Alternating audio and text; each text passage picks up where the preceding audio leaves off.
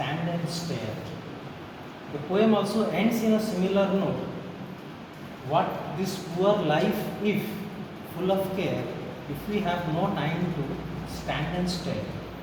Amidst the din and bustle of this hectic life, amidst the life in a concrete jungle, the Rasa theory does provide us a kind into the human heart, into something which we call emotion. Break it into two parts, it is something that moves us. It is something which is ingrained in our very life. So the very aspect of Rasa theory is there with us since the moment we take birth. From the cradle to the grave, it is an ingrained part of us. But we hardly ever realize the deeper aspects of it. And maybe after we go through it, we will get some enlightenment into these deeper aspects of emotion.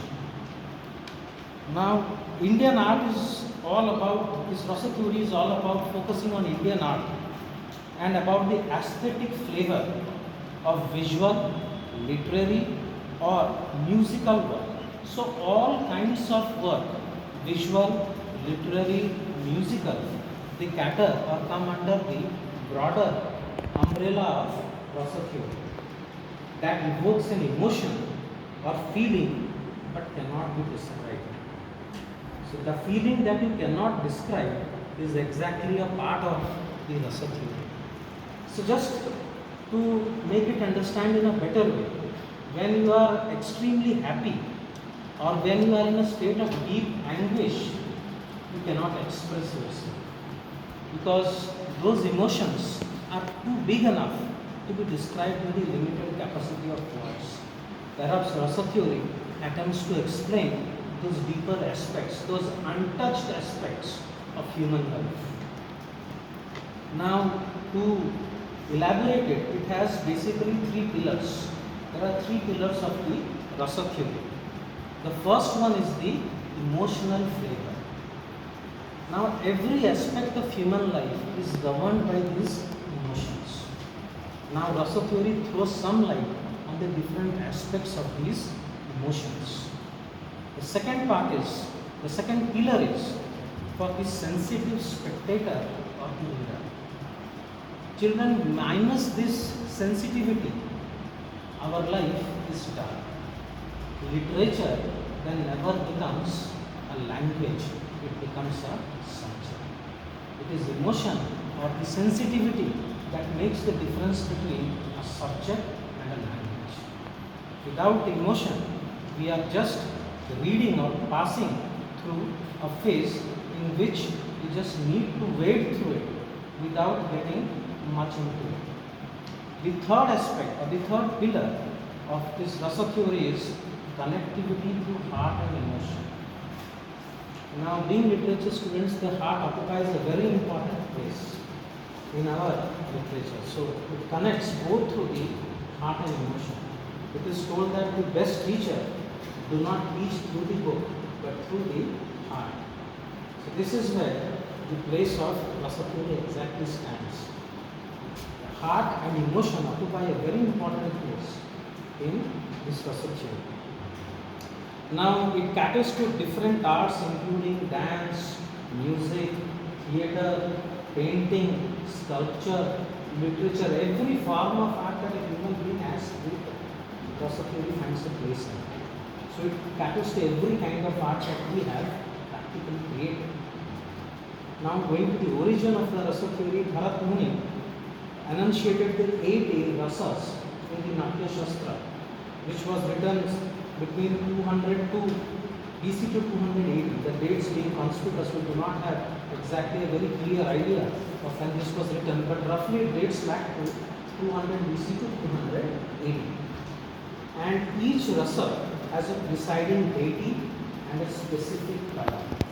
Each rasa, the 8 rasas have 8 presiding deities and a color associated with it. Coming to the first rasa, which is the Sringara rasa, which basically means romance, love, attractiveness. The presiding deity is Vishnu. You will always find the images of Vishnu being decorated with ornaments and a body dress. And the color is light green. because light green evocates romance.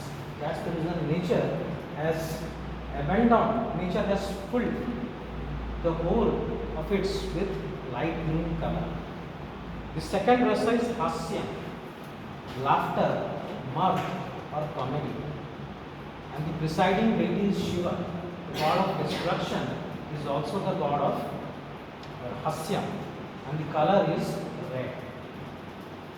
The third rasa is Rudra or fury. The presiding deity is Lord Shiva itself. So he is the creator, he is the destroyer also.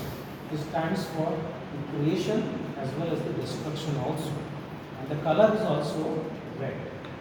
The fourth rasa is Karunayam or compassion or mercy. And the presiding deity is Yama, and the color is grey. We find a lot of relevance of it in the mythology, especially when Savitri's husband died. She appealed to Yama. She did not allow Yama to take his soul, and he got immortality after it. The fifth rasa is Vibhatsam or disgust or aversion, and the presiding deity is Shiva, and the color is blue.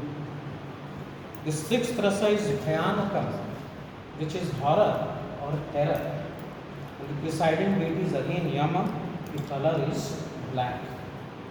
The seventh rasa is Viram or heroism, the presiding deity is Indra, and the color is saffron. The eighth rasa is Adbhutam, which stands for wonder or amazement. The presiding deity is Brahma, the color is yellow. Then of late a ninth rasa was included, and a ninth rasa was added, which was added after much of debate.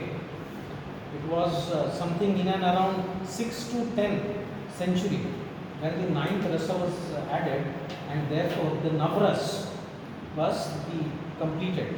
Right? And the expression Navrasa came into vogue. The ninth rasa is Santam, which is peace or tranquility. The presiding deity is Vishnu, and the color is perpetual white. So the Natya Shastra also has three bhavas, which are Sthai, Sanchari and Sattvika. I don't want to go much deeper into that because I will be barging into your area of presentation. I will limit myself to that only. And the theory of rasa forms the aesthetic underpinning of every form of classical dance that exists in India. Odissi, Bharatanatyam, Kathakali, it becomes the underpinning of every dance form that exists in India, and that has evolved in India. So I would like to take up the summing up. So rasa literally means aesthetics, juice, essence, hope and the elixir of life, without which our life will be dried and desiccated. It adds meaning, it adds color to our life. Without rasa, our life would be a black and white picture. Imagine how life will be without the rasa. A black and white picture. Now it is undefined realization. Even if we have realized it, we cannot express it in words. That is what it comes from the core of the heart. Something which comes from the very core of the heart cannot be given words to it, because it cannot be described. Words have their own capacity, and if something has come from the very core of the heart, it cannot be given words.